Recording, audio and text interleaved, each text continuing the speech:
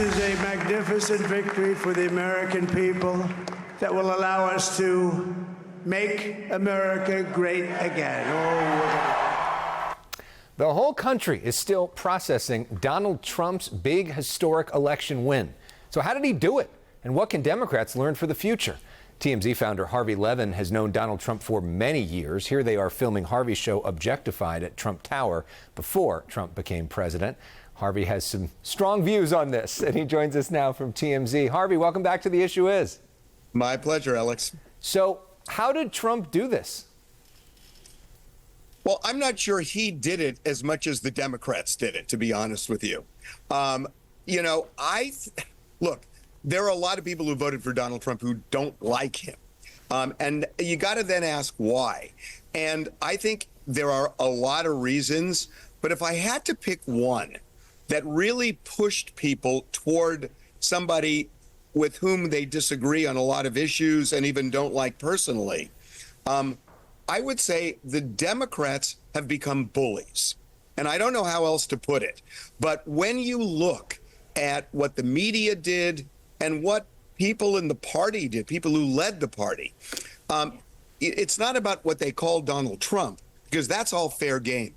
But when you start calling, people who are inclined to vote for him for various reasons, misogynists and racists and garbage, deplorables, it is just shaming people into revolting. And I think that there has been a level of bullying. Look at Hollywood, Alex. That if somebody supports Trump in Hollywood, a lot of them get blacklisted, and they talk about that. So I think there's got to be some introspection on tolerance, that, this is a party that talks about tolerance and inclusion, and which is great, when it comes to, uplifting, groups that, have experienced prejudice. But when they deal with their opponents, they got to kind of show the same grace. And I think they lost that. Well, and there were a lot of Democrats that seemed to be telling voters, don't believe your own eyes on a lot of different issues. When it comes to immigration, they were saying that the border was secure when bipartisan majorities said that they didn't like the policy there. When it comes to the economy, they were telling people Bidenomics was working when people were paying more for their groceries. When Joe Biden, people were saying his age is a huge problem, and people, they were saying that wasn't an issue. It seems like the party got mad at anybody who would dare to criticize any of these things that actual voters are caring about, and doing so was essentially making you pro-Trump and anti-democracy. I think that's exactly right. And it really does kind of get into that territory of just bullying and just showing this lack of tolerance that, listen, the media amplified this, and that as well as anybody, that the media was pushing this narrative. And I think, in many ways, lots of traditional media, certainly cable, they used wishful thinking that they masqueraded as political analysis. And, they wanted a certain result and were pushing that result. And I think a lot of voters saw right through that. And, I think people who otherwise might have given Kamala Harris more of a shot, I think they were driven away from her. I think this was the Democrats losing the election as much as it was Trump winning. And it also seems to be a problem that a lot of the Democratic leadership and the media, they're all college-educated people that surround themselves with people that have similar worldview, and they literally don't talk to anybody with any different point of view, so they have no way of understanding where a big chunk of this country is. And a lot of those people wanted to give them the middle finger for that. Absolutely. There was a Yale professor on one of the cable shows a couple of days ago who was a psychiatrist who was saying that any member of the LGBTQ community should feel very comfortable shunning a family relative over the holidays who voted for Donald Trump because they're not with you. They don't support you. They're against you. And I'm a member of that community, and I know relatives who did support Trump, but they're not anti-LGBTQ. And it's that, again, it's that kind of lack of tolerance that gets amplified by the media. And I agree with you. I think the middle finger was front and center here. Another example, Elex, is, there are people who believe that people born biological males should not participate in women's sports. That's a fair debate to have, and you can debate it. But what's happened is you are then transphobic if you take that point of view.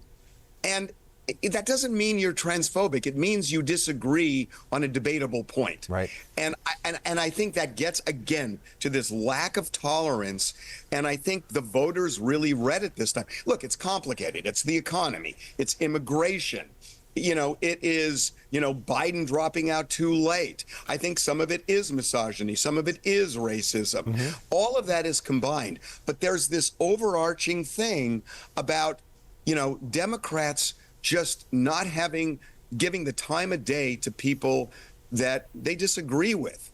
And I think that cost them dearly.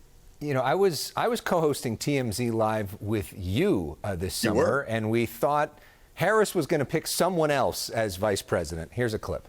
I'm going to bet that it's going to be Josh Shapiro. I'm with you. I'm totally with you. It's a clear argument. So the most important swing state in the country is Pennsylvania.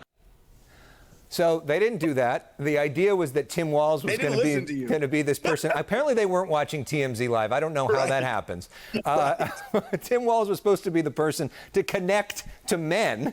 Clearly that didn't work. Where do the Dems go from here?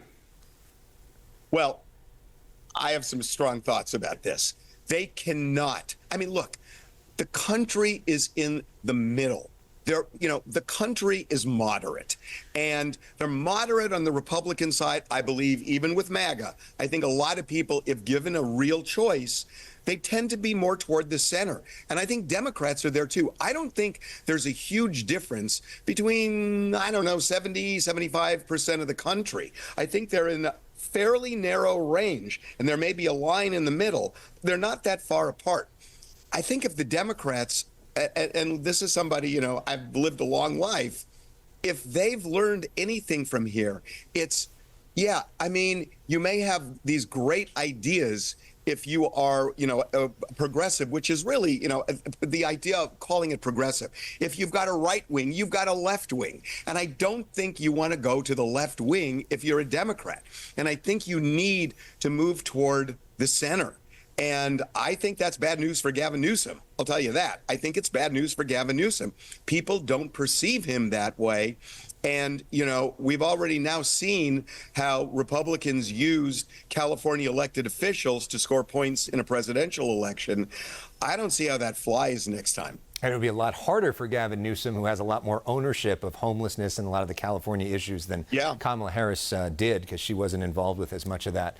And one other thing, since you're the TMZ guy, and we talked about this on your show, the impact of celebrities. We saw the big final push. We saw Beyonce, we saw Oprah, we saw Lady Gaga, we saw Taylor Swift, all the biggest celebrities out, Jennifer Lopez. Do you think they actually hurt her, maybe?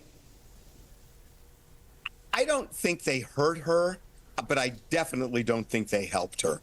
And, you and I talked about this, I think on a phone call once, that, if they're really going for men and they're really trying to get men to come on their side, the last event, it's Oprah Winfrey, Lady Gaga, and I mean, that's not going to get you the votes that you're trying to get. But I don't think celebrities, look, you may be a huge fan of Oprah Winfrey or Lady Gaga or Bruce Springsteen. How does Bruce Springsteen feel about the economy? I have no idea. I happen to love Bruce Springsteen, but I'm not going to say, oh, God, I got to vote for so-and-so. I've got to vote for Kamala Harris because Bruce Springsteen supports her. He must know about the economy. No, I like his music. And I think that's the way most people see it. We're not lemmings. We don't just follow the people we like. And I think we got to give voters more credit that they are more independent thinkers than a lot of people give them credit for. And what matters to them? What matters to them is what affects them personally. That is a huge part of it. And I think the Democrats missed the boat on that. Like you said, you can, I'm a news junkie, and I've seen ad nauseum, the economy is great. We're the best economy in the world. We're, the shining star of globally. Well, that may be the case. But like you said, people at home are looking at their grocery bill and they're saying, it just pisses me off even more that if we really are the best economy in the world, how did I miss the boat? Right. And I think that's what they needed to address. That's what they needed to connect to, and they failed. And by the way, Bruce Springsteen, who is my favorite, does talk about a lot of economic conditions in his lyrics, but that's a whole other yeah, but thing. not the way I know. translates Your point is good one. So thank you, Harvey. Always great to hear from you.